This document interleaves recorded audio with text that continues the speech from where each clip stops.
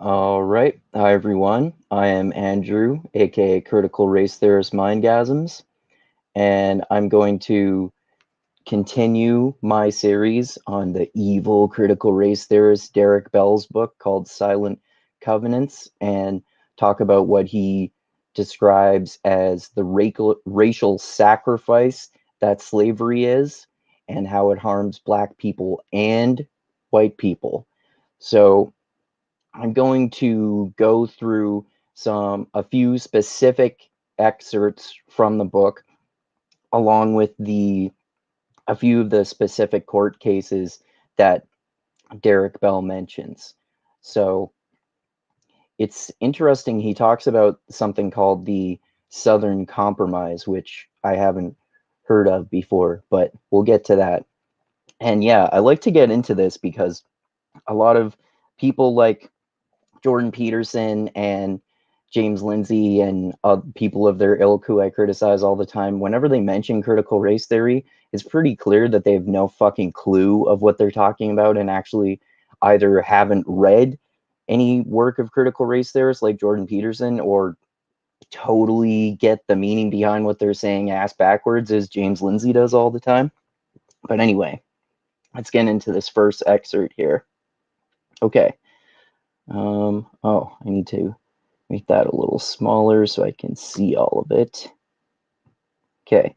In prehistoric times, hope you can see that there, but if not, that's fine. In prehistoric times, a people fearing that they had irritated their gods would seek to make amends by sacrificing a lamb, a goat, or sometimes a young virgin. Somehow, the shedding of innocent blood affected a renewed connection between the people and their gods. A similar, though seldom recognized phenomenon has occurred throughout American racial history. To settle potentially costly differences between two opposing groups of whites, a compromise is effected that depends on the involuntary sacrifice of Black rights or interests. Even less recognized, these compromises, actually silent covenants, the name of the book, not only harm Blacks, but also disadvantage large groups of whites, including those who support the arrangements. So he gets into this more later on, but he's basically talking about how slavery is bad for Black people and particularly poor or working class white people because during when slavery was first implemented in the American South in particular, uh, the rich plantation owners manipulated the working class white people into believing that slavery was good for them too, even though they themselves were too poor to own slaves. So it didn't do anything positive for the white people who, like, from a selfish perspective, didn't have slaves anyway,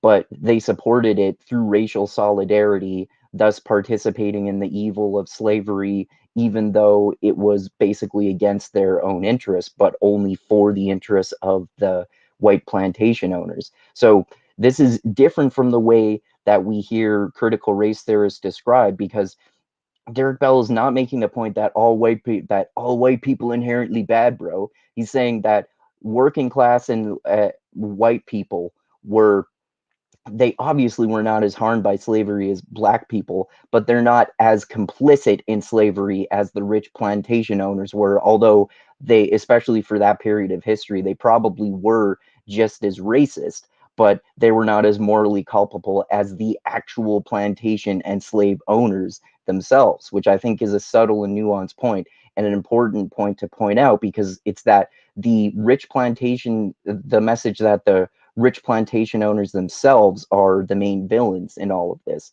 Obviously, racism is bad even for working class white people, but they since they didn't actually own slaves or plantations themselves, they didn't hold slaves, so they're less morally culpable than the rich white plantation owners. Anyway, where was I? Okay, so even less recognized, these compromises, actually silent covenants, not only harm Blacks but also disadvantage large groups of whites, including those who support the arrangements. Examples of this involuntary racial sacrifice phenomenon abound and continue. A few of the more important are the slavery understandings, like I mentioned, the Constitution, which did not include black people at the time since slavery was part of American law during the Constitution, universal white male suffrage, the Dred Scott versus Sanford case. I'll get into that a little bit more. The Hayes-Tilden Compromise, I'll get into that more as well, and the Southern Disenfranchisement Compromise. Some of these are very similar, or even ways of describing the same case. But yeah, I'll get into a little bit into each of those separately. Contemporary sacrifices of black rights and interests underlie policies on the death penalty. So black men in particular getting disproportionately sentenced to death in comparison to the rate at which they compare crimes, which is not generally that much more than white people, other than when they're in high crime, lower class areas, black people murdering other black people, but they're more likely to be mistakenly executed with false evidence because cops just assume that these black guys are guilty because black guys are more likely to be guilty in their minds. So they just let their minds lead the investigation and don't go based off of the evidence. And we know this happens a lot because a lot of people have been executed and then exonerated posthumously, and we find out that they weren't actually guilty, or we find out that they were wrongfully convicted when they're in prison, and luckily their life doesn't get taken away.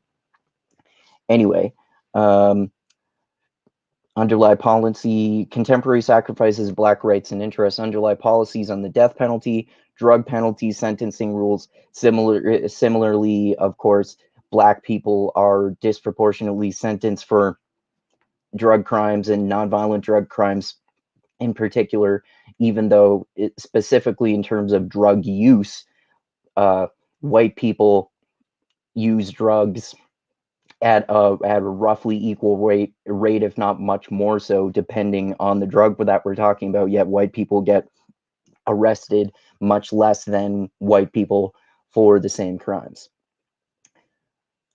Drug penalty sentencing rules and reliance on standardized test scores in college and graduate school admissions procedures. I think he's alluding to the fact that there are disproportionate achievements in test scores between white people and black people, generally speaking. Like a lot of conservatives like Glenn Loury talk about, and he's one of my favorite conservatives, actually. I like him a lot. But it black people tend to get lower test scores than white people, and some of that is their upbringing in their lower class environment, because in their culture they're less encouraged to be smart, and that's a part of black culture. And even conservatives like Thomas Sowell and Glenn Loury point that out as well. But this is a way where critical race theorists like Derrick Bell talk about, and again, he does not explicitly mention this here. Let me make that clear. This is where someone like James Lindsay would say that he's accusing standardized test scores of being racist, but he literally isn't. He's implying that there are racially disproportionate results in test scores, and kind of implying that there are racially discriminatory standards in terms of the standardized test scores themselves. And that's a very complex issue. Some of that's probably mostly cultural and due to class and the disadvantages of growing up in a poor neighborhood and a high crime neighborhood and all that sort of stuff. But yeah, those are some the examples that he listed as racial sacrifices of black people. And so I'll get more into particularly slavery here. Okay, so I'm going to get into some of the specific court cases that he mentions there. So we'll go to the Dred Scott versus Dred Scott versus Sanford case here. Okay, so Dred Scott versus Sanford. So Scott was an enslaved African American man who, along with his wife Harriet, unsuccessfully sued for freedom for themselves and their two daughters in the Dred Scott versus Sanford case of 1857, popularly known as the Dred Scott decision. Judgment reversed and suit dismissed for lack of jurisdiction. Persons of African descent cannot be and were never intended to be freed from slavery. So this was in 1857, before the American Civil War, of course, right? So it's a case in which a man sued in order to attempt to have himself and his family, himself, his wife, and his two kids freed. And it was struck down by the Supreme Court because slavery was legal in 1857, of course, right? So let's get into a few more of the court cases here. So I think the next one I'll go to here was the Hayes-Tilden Compromise. So this is actually an infamous court case. And as I mentioned before in my previous videos, most of what critical race theorists actually do is not this like evil woke shit that James Lindsay and Jordan Peterson and others say that they do. It's going through specific court cases with examples through legal rulings of racial discrimination in the history of American law. It's mostly not just like sociological examinations of race and saying white people bad. That's much more like anti-racist shit, which people conflate with critical race theory. This is much more detailed philosophical and a detailed philosophical and empirical approach of the history of legal cases. And it's not stupid woke shit at all. Okay, so the Hayes-Tilden Compromise was also known as the Compromise of 1877, also known as the Wormley Agreement or the Bargain of 1877. It was an unwritten deal informally arranged among the members of the United States Congress to settle the intensely disputed 1876 presidential election between Rutherford B. Hayes and Samuel J. Tilden. The Compromise of 1877 was an informal, unwritten deal that settled the disputed 1976 U.S. presidential election.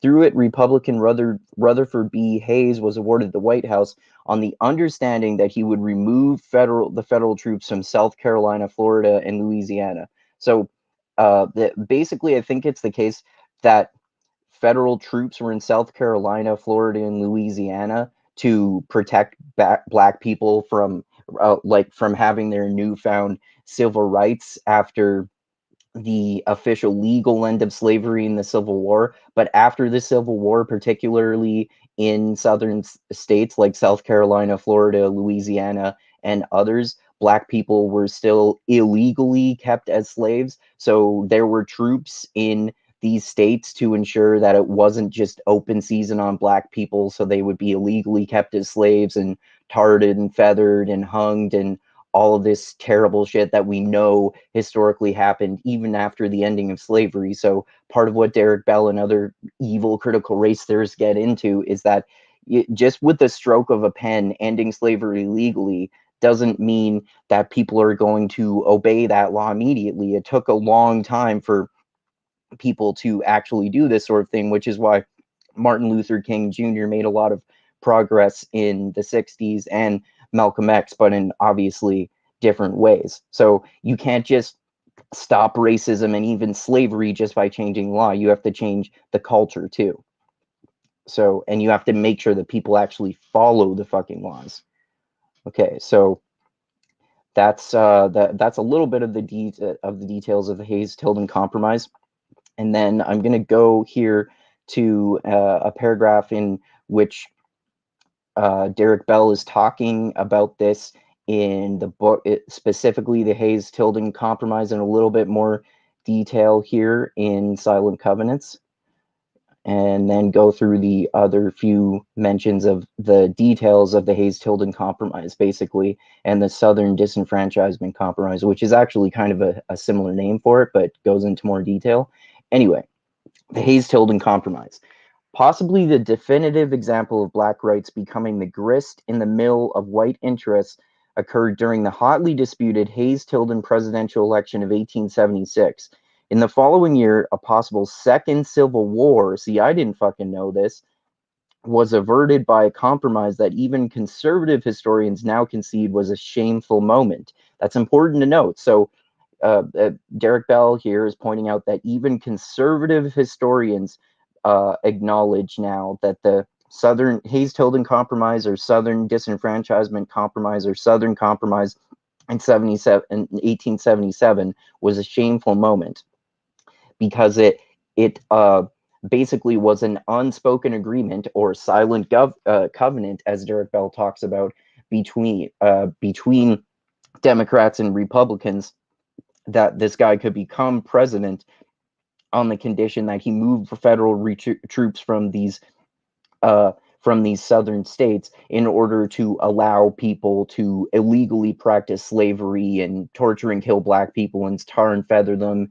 and not allow them to vote and that sort of shit. Although, well, like, I think actually, if I understand correctly, Martin Luther King Jr. was involved with the black people getting the vote, but I could be totally wrong about that. I'm not sure. But anyway, yeah, and he gets into this a little bit more too, because I looked up this question in terms of the compromise between the Republicans and Democrats, but I'll get to that in a minute. So even conservative historians now concede that the Hayes-Tilden Compromise, or the infamous Southern Compromise, was a shameful moment. Once again, economic and political elites were its beneficiaries. So the rich and powerful people benefited from the Southern Compromise, while blacks were devastated, and the white working class, despite their poor circumstances, savored their superior status over blacks. So it's a silent covenant, and like this is good description because it's this like evil agreement that actually doesn't help the working class white people as well, but it propped them up and made them feel superior to the black people. So they, even though they did not benefit from slavery or like racial discrimination of illegally keeping back black people as slaves, tarring and feathering them and torturing them and shit like that, and they didn't get to do that as much, specifically in terms of slavery, of course, and they didn't get any economic benefits from this sort of shit, which the plantation owners did, because they still gained economic benefits from holding slaves and whatnot. uh, the white working class, it was in more of their interest to be against this because it was a morally bad thing and it didn't help them financially. But because of racism and them feeling morally superior to black people, they agreed to it. And that's just the insidious way that the Hayes-Tilden Compromise and many other examples of court cases and other similar things worked. Okay, so because of this, they mention how it's this deal or compromise between Democrats and Republicans in 1877. So I was curious about who controlled Congress in 1877, whether it was one political party over the other that supported slavery. And um, what annoys me is that fucking grifter conservatives like Candace Owens act like Democrats were the only ones who supported slavery and Republicans were against it throughout history and around the Civil War and etc. But Republicans and Democrats supported slavery for a long period of American history. It wasn't one or the other. And lefties act like it was more Republicans and less Democrats sometimes too. But it was both. So, and in this case, it was Democrats and Republicans working together to ensure the basically illegal slavery and illegal murder and mistreatment and torture of black people. So I looked up who controlled Congress in 1877. What did Republicans and Democrats gain from the compromise of 1877? So actually, we'll go to this part first. So the Southern Bloc existed especially between the end of Reconstruction in 1877 and the passage of the Civil Rights Act in 1964. During this period, the Democratic Party overwhelmingly controlled Southern state legislatures, and most local, state, and federal office holders in the South were Democrats. Okay, so this is after the Southern Compromise, but it also says here, Compromise of 1877 was an informal, unwritten deal that settled the disputed presidential election. Uh, Republican Rutherford B. Hayes was awarded White House on the understanding that he would remove these troops. And I found it interesting that it was a democratically controlled Congress during the Compromise of 1877. So uh, like I said, it was the Democrats and the Republicans working together to become the new president. So I think that means it was a Republican president. I might look that up here in a second. Um, so a Republican was made president under the condition that he compromised with the Democrats to remove federal troops from South Carolina, Florida, and Louisiana in order for it to be open season on black people so they could be illegally enslaved and tortured, tarred and feathered, etc. I'm going to look this up here. Was Rutherford B. Hayes? Oh, yeah, it says that. Republican Rutherford B. Hayes. Jeez, I should learn how to read. So, yeah, it was a compromise to allow the Republican Rutherford B. Hayes be elected as president in order for him to make that compromise with racist Democrats to allow these illegally racist practice to take place. And the Republicans were not against it either, of course, but this was the sort of silent covenant that Derrick Bell is talking about. So I'm going to go into this just a little bit more here. He mentions the specific, the Southern Disenfranchisement Compromise, which actually is just more detail about the Southern Compromise in 1877. So this is just a little bit more detail on that. So it was between the Democratic candidate Samuel Tilden and I forget the word I just named. Rutherford B. Hayes. So Rutherford B. Hayes became president instead of Samuel Tilden. Anyway, the compromise essentially stated that Southern Democrats would acknowledge Hayes as president by ending their filibuster of the election. So they were filibustering him. So they made this compromise. So it said, we're not going to filibuster anymore. We're going to allow you to become president if you take federal troops out of these states. So we can still treat black people as property. Okay. On the understanding that Republicans would meet these certain demands that we've gone over. Okay, so yeah, I wanted to just go over a few more excerpts from the book there, and the Southern Compromise specifically that he was talking about, which, I think the main aspect of that is that there was still illegal slavery going on after the end of the Civil War, and the Democrats and Republicans basically worked together to allow it to happen. That's part of why Reconstruction is such an infamous period of history and disputed period of history. Anyway, I thought that was interesting. I think Derrick Bell makes some really good and interesting points, and he's not anything close to this straw man depiction of him being this evil woke guy going around scolding white people about being racist and saying white people are always inevitably racist and black people are superior and some crazy other woke shit like that. So anyway, yeah, I hope you enjoyed my deep dive into this. I'm going to keep doing more videos in my series on this book, along with my other philosophy deep dives into the other books that I'm going through, like Jordan Peterson's Beyond Order, James Lindsay and Helen Pluckrose's Cynical Theory, Slavoj Žižek's Less Than Nothing, and Foucault's History of Sexuality. So look forward to those as well, along with future videos on this. And yeah, this weekend, I should finally ideally be doing a podcast with Dusty and Chris, who I usually do movie chats with. We're going to talk about the final 4 episodes, episode 7 to 10 of House of the Dragon, and do a season 1 review. So look forward to that as well. And subscribe to the channel, click that like button, and share this everywhere. Click that bell, be notified when I come out with new videos. Check out my last video that I did criticizing Ben Shapiro and Candace Owens' ridiculous claim that porn is destroying society. And check out my Patreon page. The link is in the description as always. And like I always say, always remember this. I love you all. Keep being the tiny beam of light that shines through the almost impenetrable darkness in the universe. The funk cures all.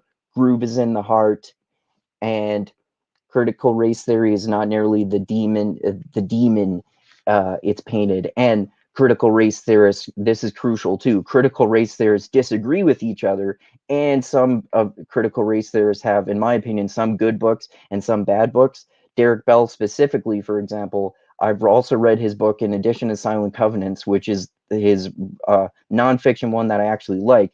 He wrote one called Faces at the Bottom of the Well, which is a collection of short stories, I think maybe by him, but also by other authors, that is just really bad fiction about that's centered around race. So even the same authors can have some books and bad books. The important thing is that critical race theory is not a monolith. There are different thinkers that disagree with each other about crucial definitions, even in critical race theory. And as a whole, it's mostly just people like Derrick Bell going through the history of legal cases, and it's very empirical and sometimes philosophical. So yeah, thanks again everyone for watching, and adios until next time.